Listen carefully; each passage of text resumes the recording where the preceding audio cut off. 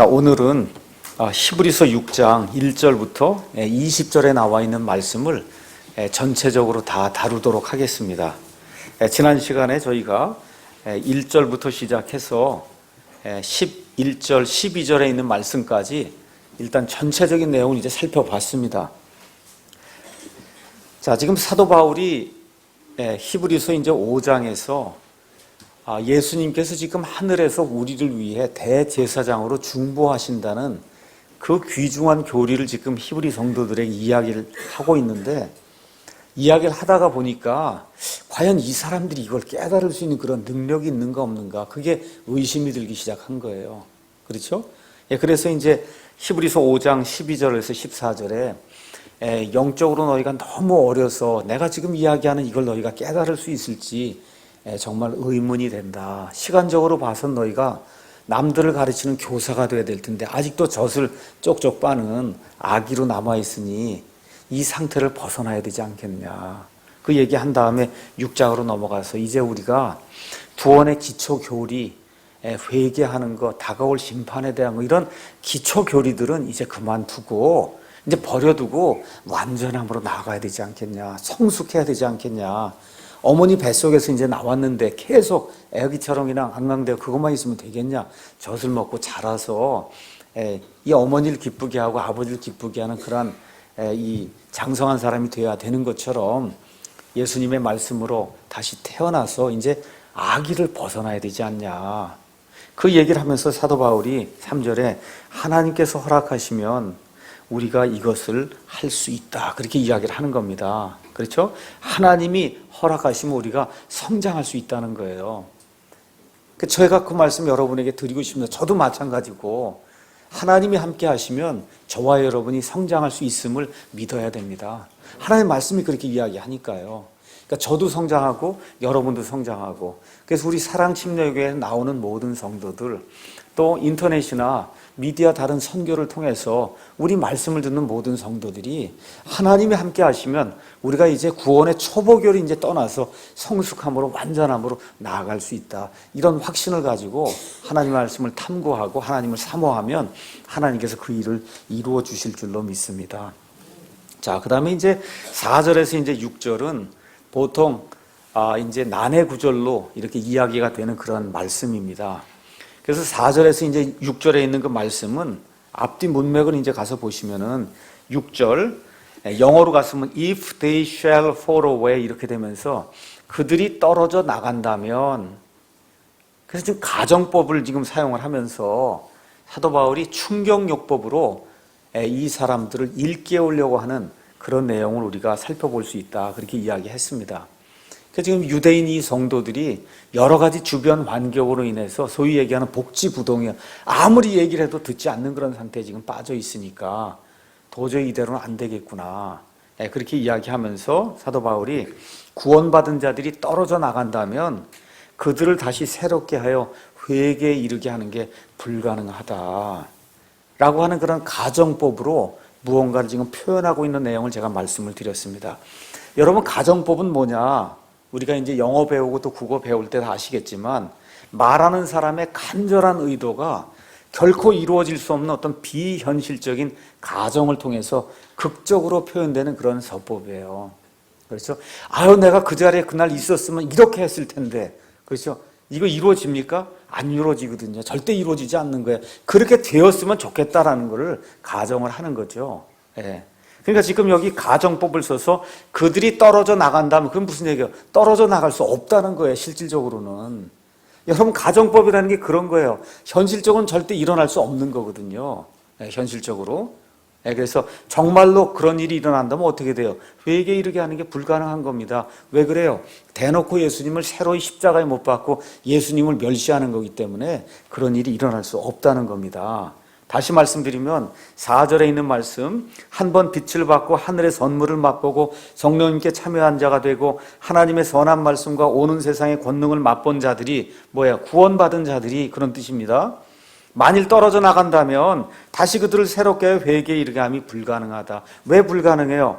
그들은 자기들을 위해 하나님의 아들을 새로이 십자가에 못 박아 드러내놓고 그분을 모욕한다. 그렇게 되면 불가능하다는 얘기를 하면서 이건 역으로 뭘 얘기하는 겁니까? 구원은 절대로 이룰 수 없다는 걸 지금 사도 바울이 이야기하는 겁니다. 그러면서 7절 8절 가서 보니까 땅 이야기를 하고 있어요. 사도 바울이 자기 위에 자주 내리는 비를 흡수하여 땅을 가는 자들에게 합당한 채소를 내는 땅은 하나님께 복을 받으려니와 가시와 찔레를 내는 것은 버려지고 저주함에 가까이 있어 마지막에는 그것이 불살라진다. 한번 보세요, 여러분. 뭐가 불살라져요?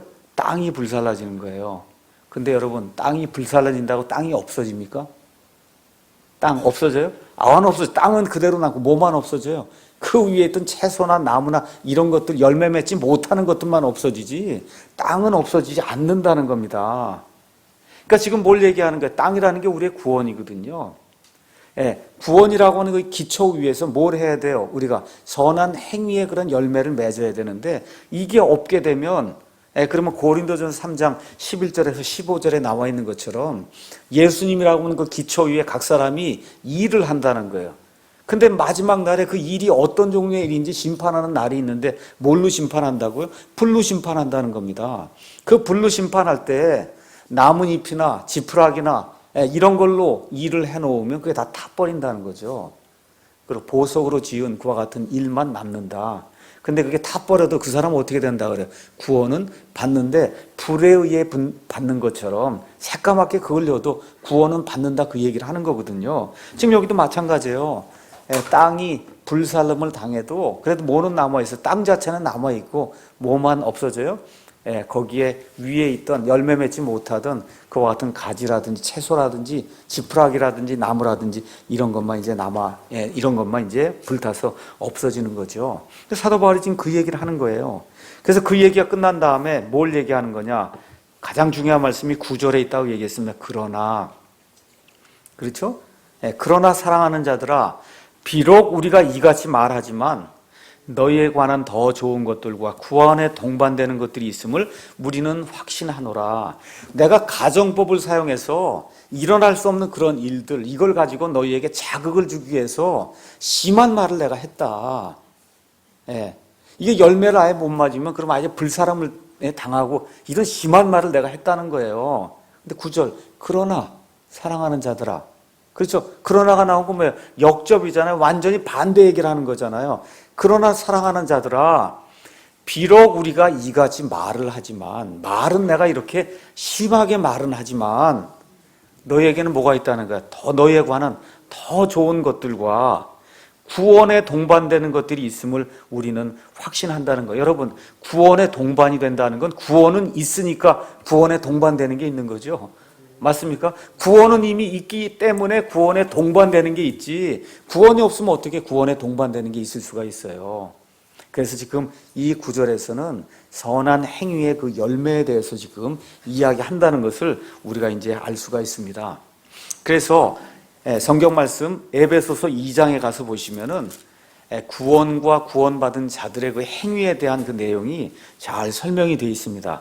에베소서 2장 8절에서 10절 가서 보니까 너희가 믿음을 통해 은혜로 구원을 받았나니 그것은 너희 자신에게서 난 것이 아니라 하나님의 선물이니라. 행위로는 구원 못 받는다는 거예요. 행위에서 난 것이 아니니 이것은 아무도 자랑하지 못하게 하려 함이라.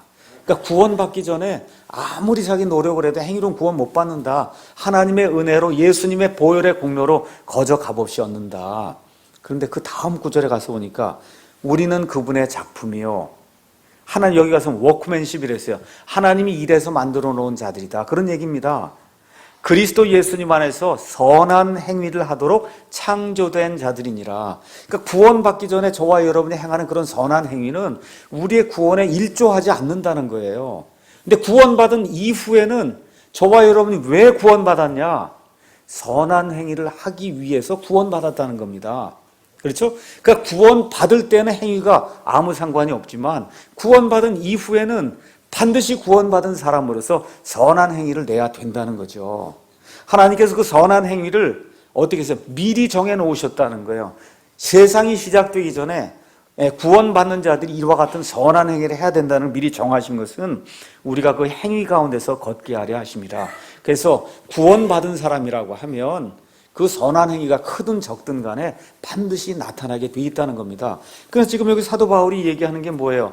너희가 하도 말을 듣지 않고 복지부동이고 움직이지 않고 그러니까 내가 이 가정법에 이 충격요법을 써서 잘못하면 완전히 지금 불사람을 당한다 이렇게까지 얘기를 했지만 그러나 사랑하는 자들아 비록 우리가 말은 이렇게 하지만 너희에게는 구원에 동반되는 것들이 있다는 거예요. 이해하시겠죠? 그게 뭐예요? 열매가 있다는 겁니다. 열매. 그 이야기를 지금 하는 거예요. 그러면서 11절에서 12절 우리는 너희 각 사람이 동일한 열심을 나타내요. 끝까지 소망에 충만한 확신에 이르기를 원하노라. 이제 그 얘기하면서 10절에 하나님이 뭐라고 말씀하시냐? 하나님은 불의하지 아니하사 자신의 이름을 위해 너희가 보여준 너희의 행위와 사랑의 수고 곧 너희가 성도들 섬겨온 것과 또 섬기고 있는 것을 잊지 아니하시느니라. 그러니까 여기 히브리서 수신자들에게 뭐가 있다는 거예요? 구원에 동반되는 합당한 행위가 있다는 겁니다. 그러니까 여기서 지금 이야기하는 거 구원이에요? 아니면 구원 이후의 행위예요? 구원 이후의 행위예요. 그 얘기를 지금 계속해서 이야기하고 있는 거지 구원 이야기하는 게 아니라는 겁니다. 그래서 11절에 있는 것처럼 너희 각 사람이 동일한 열심을 나타내어 끝까지 소망에 충만한 확신에 이르기를 원한다. 이 소망이 구원의 소망입니까? 아니면 보상받는 것에 대한 소망이에요? 보상받는 것에 대한 소망. 너희가 지금까지 이만큼 행위를 해서 이만큼 보상을 받을 수 있는데 앞으로 사는 동안 더 하면 이만큼 받을 수 있는 거라는 거예요. 근데 여기서 중단하면 그러면 이때부터 시작해 여기서 받을 이런 보상, 이 보상을 받지 못하니 그러니까 끝까지 나가서 너희가 할 일을 다해서 하나님이 너희를 마련해 놓으시고 보상을 받아야 된다. 12절 이것은 너희가 게으르지 아니하고 믿음과 인내를 통해 약속들을 상속받는 자들을 따르는 자들이 되게 하려 하면 구원입니까? 약속들이에요. 구원을 상속받아요? 아니에요. 약속들을 상속받는 자들이 된다. 이 약속들 역시 무슨 약속일까요? 보상의 약속이에요. 이미 구원은 끝났고 구원받은 자들에게 하나님이 신실하게 선한 행위를 하게 되면 그러면 신실하게 보상해 주시겠다고 하는 그런 약속들을 주었기 때문에 그 약속들을 상속받는 그와 같은 그 성도들이 과거에 있었는데 그들을 따라가는 그런 자들이 너희가 되기를 내가 원한다. 지금 그렇게 이야기를 하는 겁니다. 다시 한번 얘기하지만 구원의 소망이 아닙니다. 어떤 소망이에요? 구원 이후에 우리가 받게 될 상속의 소망, 약속을 통해서 받게 될 보상의 소망을 이제 이야기를 하는 겁니다. 자, 그래서 1절에서 이제 12절 요약을 제가 성경에 있는 대로 이제 말씀을 드리면 신구약 성경에서 구원받은 자들의 그 행위에 대한 하나님의 판결을 제가 이제 말씀을 드리겠습니다. 성도가 죄를 짓고도 회개하지 않거나 혹은 믿음의 답보 상태에 있을 때 하나님이 일단 권면하시고 권면이 이제 통하지 않으면 징계를 하십니다. 근데 심각한 죄에 대해 징계를 받고도 회개하지 않으면 하나님은 그를 죽이십니다. 이게 성경에 나와 있는 하나님의 성도들에 대한 판단 방법이에요. 그러면 그 사람은 구원은 받았지만 그리스도의 심판 속에서 불의 심판을 받는다는 거죠. 근데 이거 역시 하나님의 은혜요, 하나님의 긍휼이라고 볼 수밖에 없어요. 왜 그래요? 하나님이 구원 받았는데 심각한 죄를 졌다고 너 지옥에 가라 그러면 그거야말로 하나님의 무자비한 심판이죠. 그렇죠? 그러니까 이 땅에 사는 동안 하나님의 명예를 더럽히게 될 때 하나님이 죽이는 것 그 자체도 하나님이 사랑하는 거다. 하나님이 불쌍히 여기는 거다. 성경이 그렇게 이야기하는 거예요. 고라와 그의 반역자들 나답과 아비후는 이상한 불을 들이다가 즉사했거든요. 근데 거기 가서 보니까 어떻게 하다가 이상한 불을 들여서 술 취했단 말이에요. 제사장이 이 성막에 들어가서 하나님께 희생 예물을 드리는데 술 취해갖고 들어가갖고 하나님이 드리지 말라고 하는 이상한 데서 불을 떠다가 낯선 불을 들이니까 하나님이 즉사하게 그렇게 만들었거든요. 그렇지 않으면 어떻게 되겠어요? 다른 이 일반 성도들이 보고 구약시대엔 계급이 있었단 말이에요. 제사장이 있고 이 밑에 일반 성도들이 있었는데 어이구 이거 뭐 우리 제사장도 술 취해갖고 성막에 가서 해롱해롱대고 낯선 불을 드리는구나. 뭐 우리는 그러면 어떻겠냐. 이렇게 나오면 하나님을 멸시하는 일이 성도들에게 쫙 퍼진단 말이죠. 아나니와 삽비라 구원 받았어요. 그런데 성령님께 거짓말을 했는데 이게 지금 사람들이 안단 말이에요. 이거 아는 상태에서 그대로 두면 어떻게 되겠습니까? 하나님의 영을 홀대하고 소홀히 여기는 그와 같은 일이 생기기 때문에 하나님이 즉각 죽이신 거거든요. 본보기를 보여주시기 위해서. 그것 자체가 사실 그 사람에게는 긍휼이요 하나님의 은혜다. 우리가 이제 그렇게 생각을 해야 된다는 거죠. 지옥으로 보내면 어떡하겠어요? 구원받았는데 너 심각한 죄 지었으니까 지옥으로. 하나님 그렇게 하지 않는다는 거죠. 자, 그래서 1절부터 이제 12절에 나와 있는 그 문맥은 이미 구원받았으니 구원의 초보결은 이제 벗어버리고 어떻게 하자는 거예요? 어떻게? 성숙함으로 나아가서 성화의 완전한 지경에 이르자. 지금 그 얘기를 이제 하고 있는 겁니다. 이 얘기를 하면서 아무래도 이 사람들이 이걸 이해를 못할 것 같은 그런 생각이 든 거예요, 사도 바울이. 그래서 누구의 예를 이제 들어서 설명을 하려고 하느냐 하면 아브라함의 예를 들어서 이 점을 확실히 하려고 지금 사도 바울이 또 이야기를 하는 겁니다. 다시 한번 말씀드리지만 이 12절 너희가 게으르지 아니하고 믿음과 인내를 통해 약속들을 상속받는 자들을 따르는 자리 되게 하려 합니다. 이거는 보상의 소망, 약속의 그 소망에 대한 얘기지 구원 얘기하는 게 아닙니다. 그러니까 일반 교회 오는 목사님들이 이런 구절을 이용해서 구원받기 위해서는 게으르지 아니하고 부지런해야 되고 교회 맨날 나와야 돼 이런 식으로 얘기하면 문맥이 그게 아닙니다 하고 여러분이 이야기해 주셔야 돼요. 그 문맥이 절대 아니라는 겁니다. 자, 그럼 읽어보겠습니다. 13절, 14절 하나님께서 아브라함에게 약속하셨을 때 더 큰 일을 두고 맹세할 수 없으므로 자신을 두고 맹세하여 이르시되 내가 반드시 내게 복을 주고 복을 주며 너를 번성하게 하고 번성하게 하리라 하셨더니 그가 이같이 끈기 있게 견딘 뒤에 그 약속하신 것을 얻었느니라. 지금 이렇게 기록을 하고 있어요. 그러니까 6장 1절부터 지금 12절의 내용이 뭐냐 하면 구원받은 이후에 수고하고 노력하고 부지런하게 해서 하나님의 보상의 소망에 참여하는 것, 지금 그걸 너희가 지금 잘 못하고 있기 때문에 내가 그걸 하라고 얘기하는 거다. 그럼 무슨 얘기를 들어요? 여기 하니까 아브라함도 끈기 있게 견딘 뒤에 그 약속하신 것을 얻었다 얘기하면서 창세기 22장 16에서 17절에 있는 말씀을 지금 사도 바울이 인용을 하는 겁니다. 한번 우리 가셔서 창세기로 넘어가 보죠. 창세기 22장은 여러분이 잘 아는 대로 아브라함이 이삭을 하나님께 제물로 바치는 그 내용이 기록된 장이 창세기 22장입니다. 아브라함이 이삭을 잡아서 죽이려고 할 때 그때 하나님께서 11절에 주의 천사가 하늘에서부터 그를 불러 이르시되 아브라함아 아브라함아. 하나님이 급하셨던 거예요. 함부로 그가 이르되 내가 여기 있나이다 하며 내 손을 그 아이에게 대지 마라. 아무 일도 그에게 하지 마라. 내가 내 아들, 내 유일한 아들도 아끼지 않은 것을 내가 봤는데 보니까 내가 정말 나를 두려워하는 줄 내가 알게 되었다. 이렇게 이제 말씀하셔서 이거 보니까 아브라함이 보니까 뭐가 있어요? 순양이 덤불에 이제 걸려 있어서 순양을 가져다 헌물을 드렸거든요. 그래서 이제 그곳 이름을 여호와 이레다. 이제 그렇게 이야기하면서 주의 산에서 그것을 보리라. 희생예물 하나님이 마련해 주신 그 희생예물을 볼 것이다. 이런 뜻의 이제 주의 여호와 이레가 이제 나옵니다. 이게 끝나고 나서 번제물을 다 드린 다음에 주의 천사가 하늘에서 두 번째 아브라함을 불러 이르되 주가 말하노라. 내가 나를 두고 맹세하였노라. 누구를 두고 맹세했어요? 나를 두고. 왜 그래요? 맹세는 자기보다 큰 자를 두고 하는 게 맹세인데 하나님보다 더 큰 자가 없잖아요. 그렇죠? 그러니까 하나님 뭐라 해요? 나를 두고 맹세한다. 내가 나를 두고 맹세한다. 더 큰 이가 없으니까 어떤 일을 맹세하느냐? 내가 이 일을 행하여 내 아들 즉 내 유일한 아들을 아끼지 아니하였으므로 이제 히브리서 내용이 나오는 거예요. 내가 내게 복을 주고 복을 주며 또 내 씨를 하늘의 별들같이 바닷가의 모래같이 번성하게 하고 번성하리니 내 씨가 자기 원수들의 문을 소유하리라. 또 내 씨 안에서 땅의 모든 민족들이 복을 받으리니 이는 내가 내 음성에 순종하였기 때문이라 하니라. 자, 주의 천사가 나타나서 아브라함에게 복을 주고 아브라함의 씨가 번성하고 번성할 것을 하나님 자신을 두고 맹세하시면서 약속해 주신 내용을 지금 이 사도 바울이 인용을 하는 거예요. 맞습니까?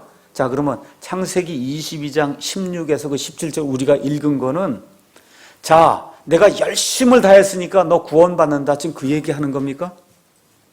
여러분, 구원받는 거 얘기하는 거예요? 아니죠. 예, 구원받는 얘기하는 게 아니에요. 뭐예요? 내가 끈질기게 기다려서 결국은 내 씨를 얻었는데 그 씨를 통해서 상속의 보상 유업을 주겠다는 거예요. 맞습니까? 예. 그러니까 구원이에요? 아니면 구원 이후에 상속에 대한 약속이에요? 상속에 대한 약속. 지금 사도 바울이 그 얘기를 하는 겁니다. 왜 그래요? 아브라함의 구원은 이미 창세기 15장 6절에서 끝났어요. 아브라함이 주를 믿으니 하나님께서 그것을 그에게 의로 인정하셨다 해서 창세기 15장이 이미 아브라함의 구원은 끝난 거예요.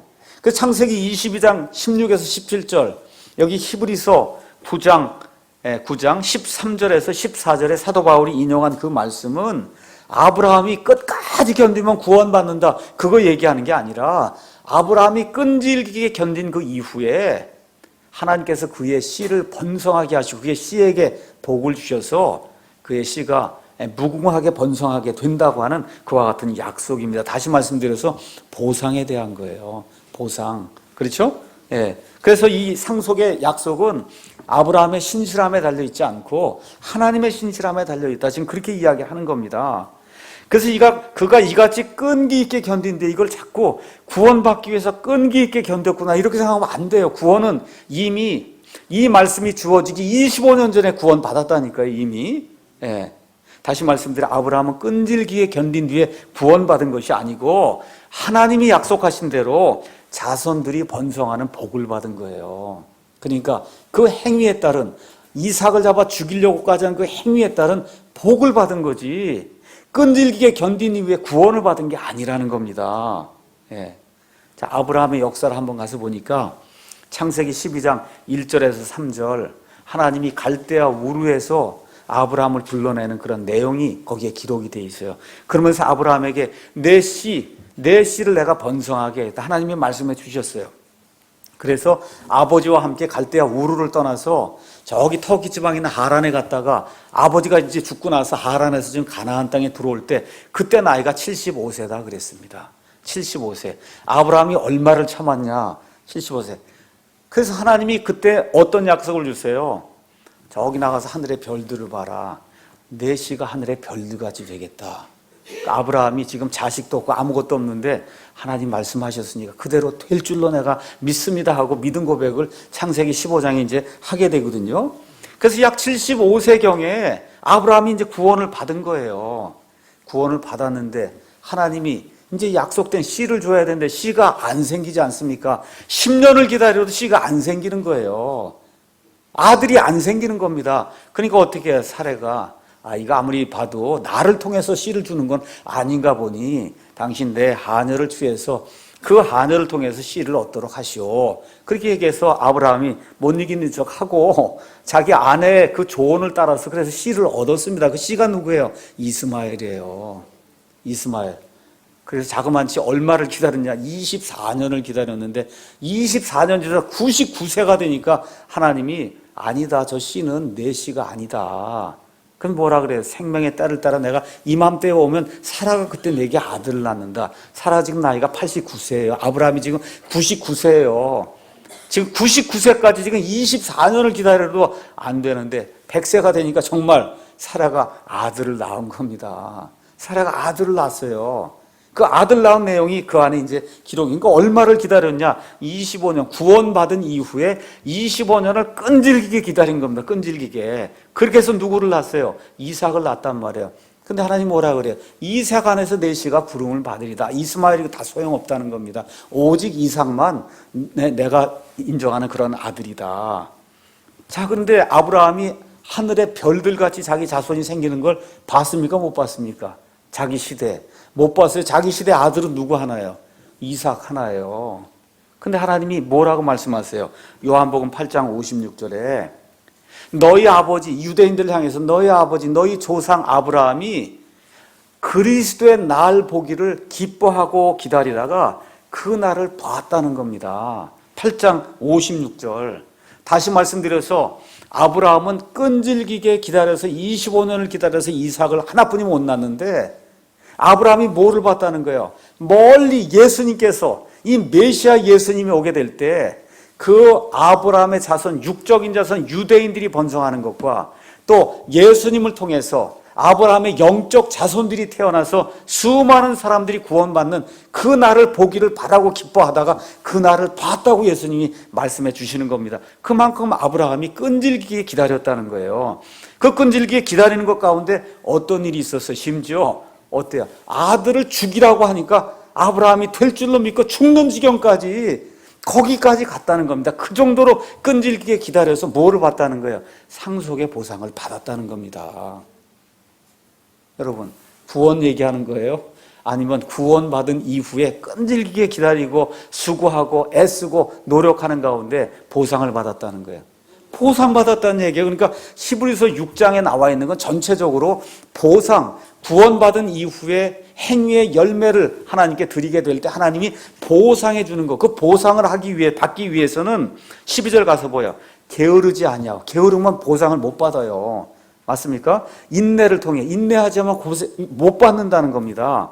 그러니까 거기 15절에 이같이 끈기 있게 부지런히 수고하고 열심을 다해서 그 열매를 내게 될 때 아브라함이 그 많은 씨를 나중에 보게 된 것처럼, 그렇죠? 너희 히브리 성도들아, 너희가 지금 어렵고 힘들어도 아브라함의 그 인내를 배워야 된다. 끝까지 참아야 된다. 그렇게 해서 보상의 열매를 가지고 하나님 앞에 보상의 소망을 가지고 살아야 된다. 지금 그 이야기를 하고 있는 겁니다. 여러분 이해가 되시죠? 예. 그러니까 히브리서 6장은 구원 얘기가 아니라 이제 구원의 초보결이 구원받은 건 다 이미 받았으니까 끝내고 구원에 동반되는 것들, 너에 관한 좋은 것들, 성도들을 섬기는 거, 선한 행위, 이런 것들을 많이 하게 될 때, 부지런히 하게 될 때, 수고하며 하게 될 때 하나님이 주시는 그 보상이 있다. 아브라함이 끈질기게 그걸 바라다가 결국은 받은 것처럼 너희도 그걸 받아야 된다. 그렇게 이제 이야기하는 겁니다. 자, 이렇게 되면서 이 이삭을 제물까지 바치는 이 지경까지 아브라함이 노력을 했다는 거예요. 다시 말씀드려, 구원받기 위해서 노력한 거 아닙니다. 맞죠? 예, 이 상속의 보상을 주겠다는 그 시, 아브라함 어떤 믿음까지 가졌어요? 이거 죽여도 하나님이 다시 부활시켜서 일으켜 주실 줄로 믿었다는 겁니다. 그래서 이미 그는 모형으로 이삭이 부활될 거를 그렇게 받았다는 거예요. 이렇게 되는 가운데 그에게 자손회복이 임하고 실현된 것이 창세기 22장 15절에 18절에 있습니다. 자, 아브라함에게 많은 장애물이 있었어요. 애가 생기지 않는 겁니다. 나이가 점점 들어서 100세가 되는데 애가 생기지 않고 하나님의 약속은 이루어져야 돼요. 얼마나 답답했겠어요. 그러니까 어떻게 돼요? 인간적인 그와 같은 생각을 가지고 하나님이 기뻐하지 않는 그런 씨를 낳기도 하고. 그러니까 아브라함은 신실하지 못했지만 하나님은 신실하신 거예요. 아브라함이 죄를 졌어요. 좋지 않은 그런 일을 행했음에도 불구하고 하나님이 참아주시는 겁니다. 이런 차원에서 볼 때 우리는 아브라함보다 상황이 훨씬 좋지 않습니까? 그 얘기를 하는 거예요. 예. 아브라함보다 너희 히브리 성도들아, 너희는 상황이 아브라함보다는 좋지 않냐. 그러니까 어떻게 돼요? 끝까지 참고 나가서 하나님이 주시는 이 보상을 받아야 된다. 행위의 열매를 맺어야 된다. 사도 바울이 지금 그렇게 이야기하는 겁니다. 그러면서 17절에 이러므로 하나님께서도 약속의 상속자들에게, 아브라함뿐만 아니라 아브라함의 그 약속을 받은 그 상속자들에게 이런 약속을 맹세로 하셨다는 거예요. 약속의 상속자들은 1차적으로 유대인들입니다. 그리고 2차적으로는 아브라함을 영적인 조상으로 두고 있는 우리 구원의 상속자들, 이 사람들에게도 하나님이 동일한 그런 약속을 이제 주셨다는 거죠. 보상의 약속을 주신다는 겁니다. 그러면서 17절 가서 보니까 자신의 계획이 불변함을 더욱 풍성히 보여주시려고 그 일을 맹세로서 확증하셨다. 여기 계획도 구원 계획이에요? 아니면 보상 주시는 계획이에요? 보상해 주시는 그 계획이 어떻다는 거? 불변한다는 거예요. 이게 불변하는 걸 하나님이 확증해 주시기 위해서 어떻게 했다고요? 맹세까지 하셨다는 거예요. 맹세. 내가 확실히 내 씨를 내가 번성하게 하고 그들에게 보상을 주겠다. 하나님이 그렇게 얘기를 했다는 거예요. 이건 구원 얘기가 전혀 아니라는 거죠. 자, 이 이야기를 한 다음에 이제 18절 뭐라고 이제 이야기하느냐? 이것은 우리 앞에 놓인 소망. 우리가 누구냐? 약속의 상속자들이거든요. 우리 앞에 놓인 소망, 이 소망도 구원의 소망. 그건 이미 따놓은 거예요. 그건 말할 필요 없는 거예요. 당근이에요, 우리말로. 이미 구원은 당근이고, 뭐예요 지금 여기 나오는 소망은 보상의 소망 맞죠? 보상의 소망 그걸 붙잡으려고 피난처로 도피한 우리가 하나님께서 거짓말하실 수 없는 두 가지 불변하는 것으로 말미암아 확고한 안위를 얻게 하려 하십니다. 하나님이 거짓말할 수 없는 두 가지 이걸 통해서 맹세로 아주 확실하게 얘기해 줬다는 거예요. 하나님이 거짓말하실 수 없는 게 두 가지가 뭐예요? 하나님의 약속, 하나는 하나님의 맹세. 그렇죠? 하나님의 약속, 하나님의 맹세를 통해서 너희가 보상의 수고를 반드시 받는다. 그러니까 그걸 통해서 확고하게 안위를 너희가 받아라는 겁니다. 이 세상 살면서 예수님 믿고 우리 교회 생활하고 헌금하고 미디어 선교해야 되겠다고 하고 뭐 이거 돌아다니는 게 이게 쉬운 일이 아니거든요. 이게 그렇잖아요. 남들이 이거 킹잼 성경 2단이라 그러고 이게 쉬운 일이 아니거든요. 그래도 우리가 왜 이 일을 해요? 여기 있는 그대로 뭐예요? 피난처로 도피한 우리가 하나님께서 거짓말하실 수 없는 두 가지 불변 하나님의 약속과 하나님의 그 맹세 이것을 통해 확고한 안위를 얻을 수 있기 때문에 우리가 이 일을 하는 겁니다. 남들이 무엇라고 해도 이게 진리고 남들이 무엇라고 해도 하나님의 말씀을 지키신다고 하는 것이 하나님의 약속이고 하나님의 맹세이기 때문에 이 일을 하는 거 하나님이 기뻐하신 거 우리가 알기 때문에 어려워도 이 일을 하는 거예요. 이 일을 하면서 어떻게 돼요? 안위와 위로를 받는다는 겁니다. 안위와 위로를 받는다. 자, 피난처로 도피했다. 이걸 가만히 보면은 이게 아주 히브리 성도들이기 때문에 히브리 사람들에게 잘 알려져 있는 그와 같은 상징물이 있어요. 그게 뭐냐면 도피도시. 옛날 우리 개혁 성경의 그 표현대로 이야기하면 무슨 성이죠? 도피성? 도피성. 예. 도피도시. 예, 도피도시. 구약에 이제 도피도시라고 하는 것이 이제 나오는데 모세 그 기록에 민수기 35장 9절에서 34절 그 안에 특별히 14절하고 28절 가서 보면 이게 요르단강이 있을 때 요르단강에 이 동편에 도피도시를 3개를 두고 그 다음에 요르단강의 이 왼편에 서쪽에 도피도시를 3개 둬라. 이 도피도시가 왜 필요한 거예요? 어떤 사람이 나무를 하러 가서 도끼를 휘둘렀는데 도끼머리가 자기가 전혀 생각지 않은 도끼머리가 튀어나와갖고 앞에서 나무 베는 사람이 머리를 쳐갖고 이 사람이 죽었단 말이에요. 이 사람 죽이려고 한 마음이 전혀 없었는데 이게 도끼자루에서 머리가 빠져나가서 죽었단 말이에요. 이거 그대로 두면 어떻게 됩니까? 여기 죽임당한 사람의 친척들이 일어나서 이 사람을 죽이려고 쫓아온다 그 얘기죠. 피를 복수하는 자들이. 그러니까 하나님이 이렇게 해서 무고한 피를 흘리면 안 된다 라고 얘기해서 이 도피도시가 너무 멀리 있으면 안 되니까 가까운데 도피도시 요르단강 오른쪽에 3개 왼쪽에 3개를 둬라. 그럼 이 사람이 그 도피도시로 들어가면 그 도시의 장로들이 먼저 검색을 합니다. 이 사람이 고의로 죽였느냐 아니면 이게 실수로 이루어진 일이냐. 그래서 고의로 죽였으면 내줘서 이 사람 죽도록 만드는 거고 그게 아니라 정말 얘기를 들어보니까 벌목하다가 도끼 자루에서 머리가 빠져나가서 이 사람이 죽었다. 이런 경우는 이건 살려둬야 된다는 거죠. 그럼 이 사람은 언제까지 그 도피도시에 머물러야 되냐면 그 당시 대제사장이 죽을 때까지 그 도피도시에 머물러야 돼. 거기 머무르는 한은 안전한 거예요. 지금 그런 이야기를 하고 있는 겁니다. 여기 피난처로 이제 도피했다. 그런 다음에 대제사장이 죽으면 자기 도시로 돌아갈 수가 있는데 이렇게 되면 뭐가 돼요? 이 사람들이 죽일 수도 있는 불행한 그런 일이 생길 수도 있거든요. 그래서 지금 사도 바울이 지금 이야기하고자 하는 그 포인트가 뭐냐? 그건 뭐냐면 우리가 다 예수님께로 도피한 자들이라는 거예요. 근데 구약시대의 대제사장은 죽지만 우리 신약시대의 대제사장 예수님은 죽는 일이 없기 때문에 예수님께로 한번 도피하면 영원히 거기가 우리의 도피처가 된다는 겁니다.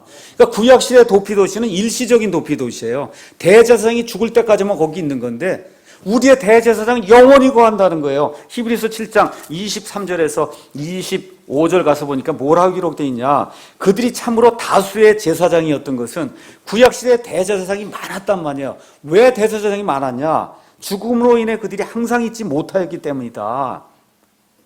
이 사람은, 이 예수님은 항상 계심으로 변할 수 없는 대제사장 직분을 소유하고 계신다는 거예요. 그러니까 예수님이 죽는 일은 없다는 거예요. 이제 더 이상 그러니까 우리가 한번 예수님 도피처로 삼고 예수님을 도피도시로 삼고 우리가 한번 거기로 도피하면 영원 무궁토록 예수님이 지켜주신다는 겁니다. 이와 같은 내용으로 지금 사도 바울이 도피도시 이야기를 하면서 예수님께로 한번 이렇게 도피한 사람은 영원히 도피하는 거다.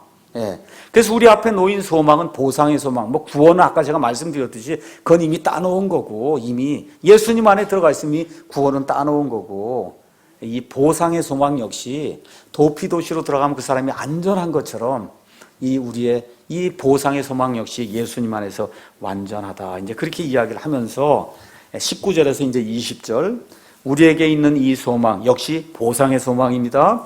혼의 닷과 같아서 확실하고 굳건하여 휘장 안에 있는 것 속으로 들어가나니 앞서 달려가신 분 곧 예수님께서 멜기세덱의 계통에 따라 영원토록 대제사장이 되사 우리를 위해 거기로 들어가셨느니라.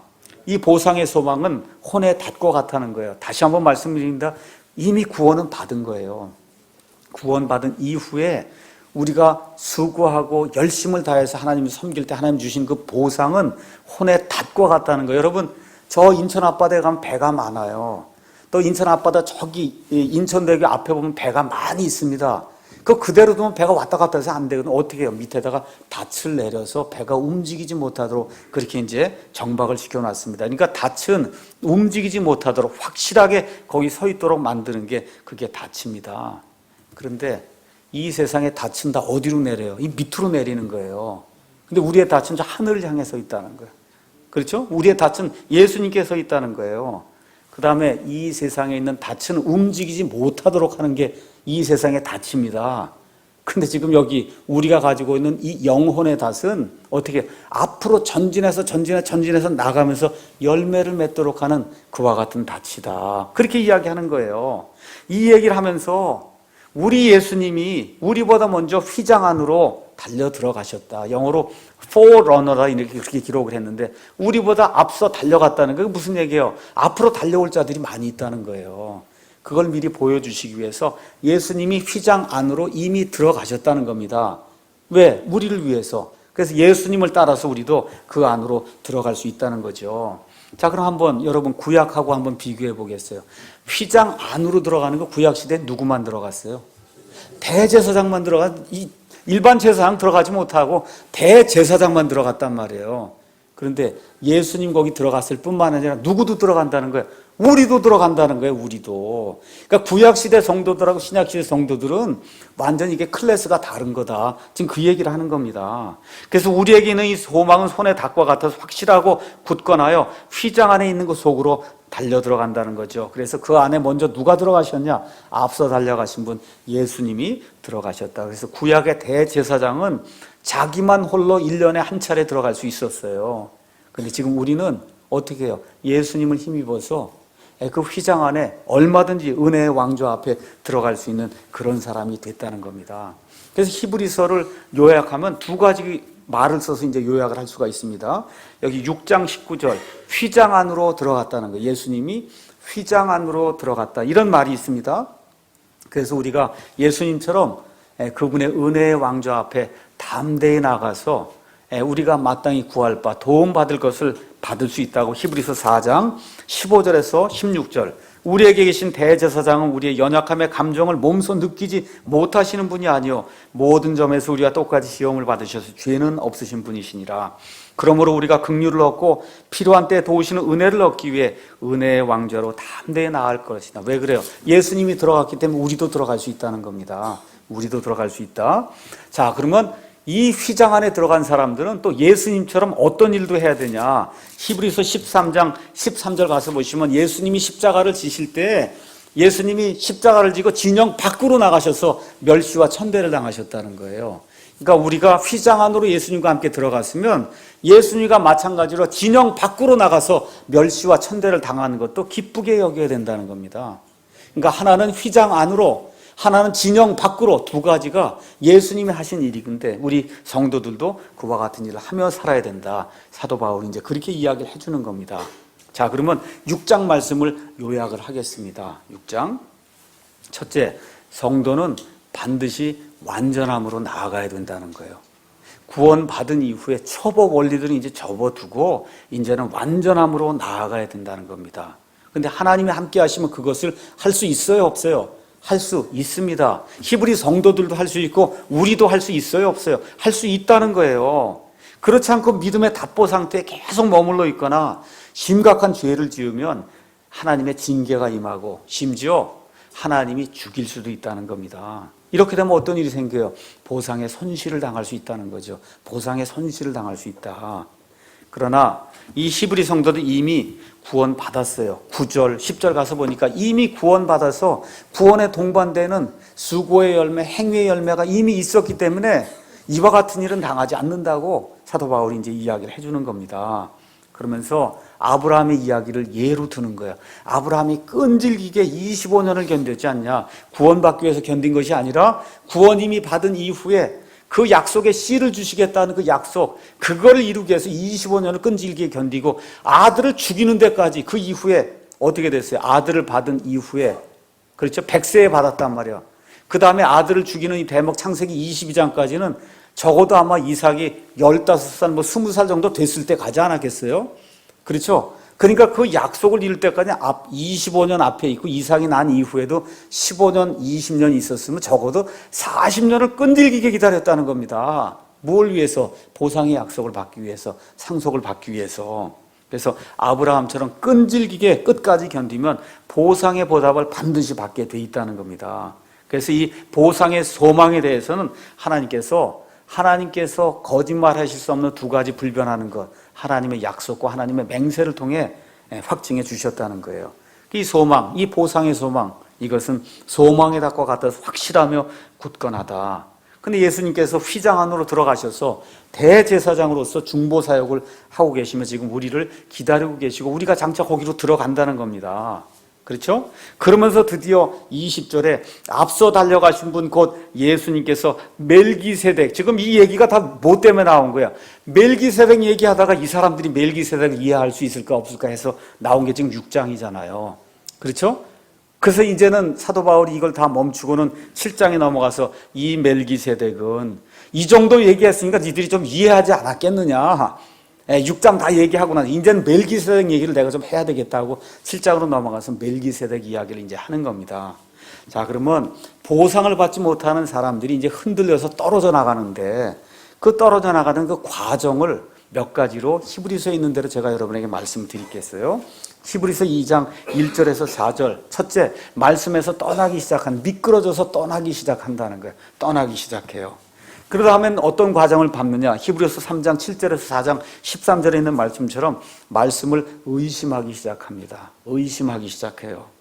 그 맨 마지막 결과가 뭐냐? 5장 11절에서 6장 20절에 있는 것처럼 말씀에 둔해서 결국은 게으른 자가 된다는 거예요. 그래서 오늘 아침에 예수님이 하신 말씀, 너희가 성경 기록들도 알지 못하고 하나님의 권능도 알지 못하므로 너희가 크게 잘못하고 있느니라. 이 성경이 약하게 되고 성경 말씀을 무시하고 게을리하게 되면 그러면 이런 보상의 손실을 당할 수밖에 없다.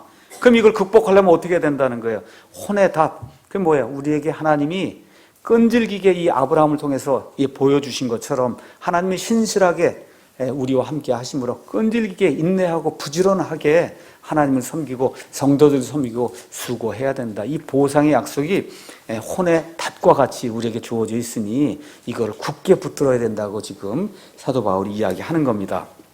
자, 그럼 오늘 여기까지 하면서 마지막으로 여기 히브리서 6장 이 문제 때문에 여러 성도들이 이제 어려움을 겪고 있습니다. 여기 한 번 받은 구원은 영원한 구원. 여기 맨 마지막 페이지에 가서 보면 성경 문제가 나와 있어요. 히브리서 6장에 나와 있는 성경 문제. 이 내용을 제가 여러분에게 잠깐 말씀을 드리고 그리고 오늘 말씀을 마치도록 하겠습니다. 자, 특별히 한국 분들이 히브리서 6장에 있는 말씀 때문에 고생을 굉장히 많이 합니다. 왜 그러냐? 근본적으로 성경이 잘못되어 있기 때문에 그래요. 첫째는 여기 6장 보겠습니다. 한 번 빛을 보고 받고 하늘의 선물을 맛보고 하나님의 선한 말씀과 오는 세상의 권능을 맛본 자들이 만일 떨어져 나간다면 이 영어 성경 올바로 된 성경은 다 뭐로 되니? if로 시작이 된단 말이에요. if.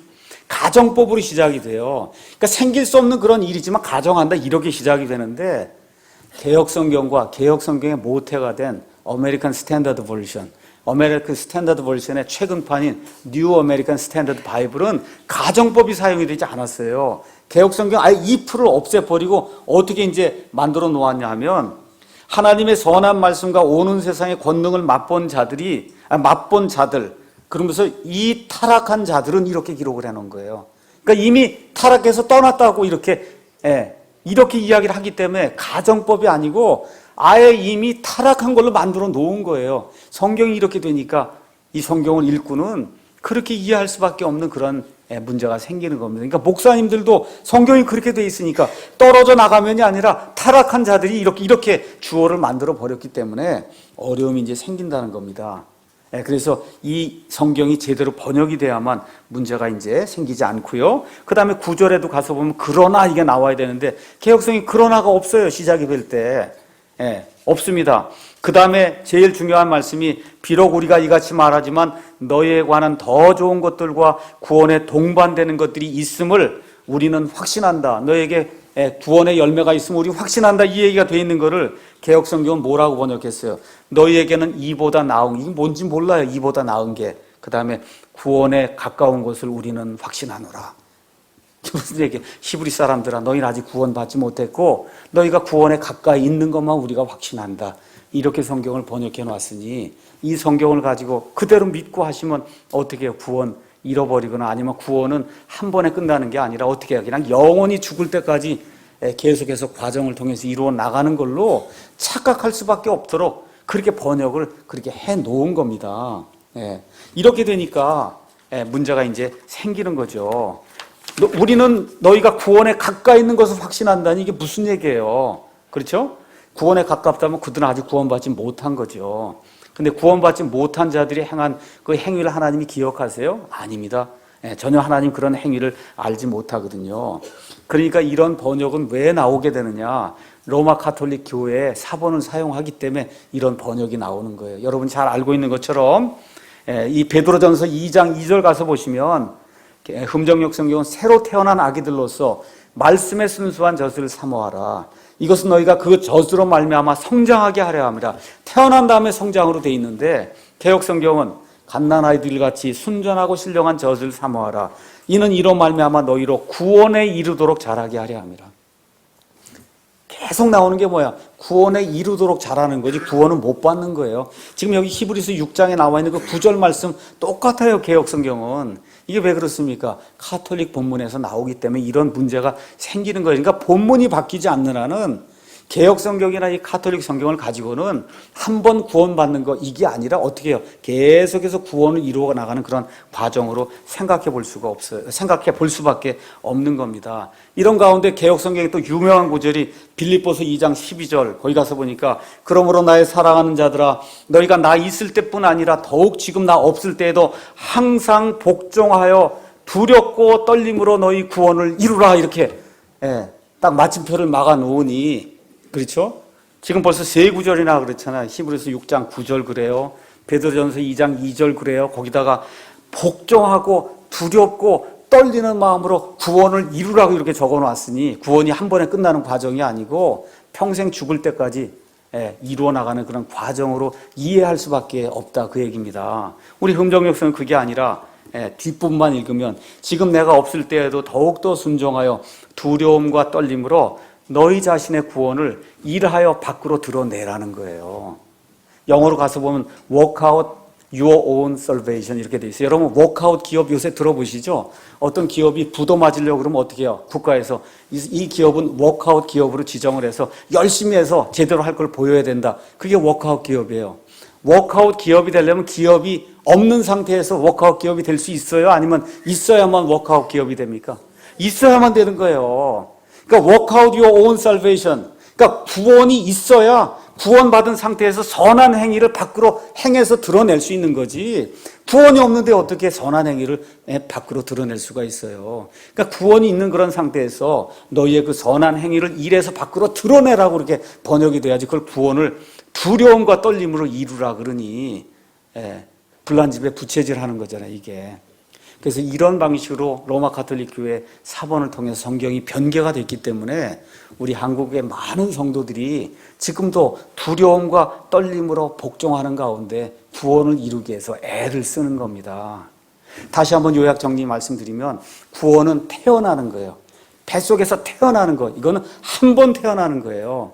그러니까 저와 여러분의 인생에서 구원받아 한 번 태어난 일이 있어야 되는 겁니다. 그 태어난 다음엔 말씀의 순수한 젖을 자꾸 먹어서 어떻게 해요? 성장하는 거예요. 지금 사도 바울이 히브리서 6장에서 이야기하는 것도 너 이미 구원받은 거 그거 자꾸 얘기하지 마라. 이미 구원받았으니 어떻게 해요? 성장해야 된다. 말씀을 통해서 성장해야 된다 하는 것이 히브리서 6장에서 사도 바울이 이야기하는 초점이다. 이해하시겠죠? 예, 여기까지 하고 마치겠습니다.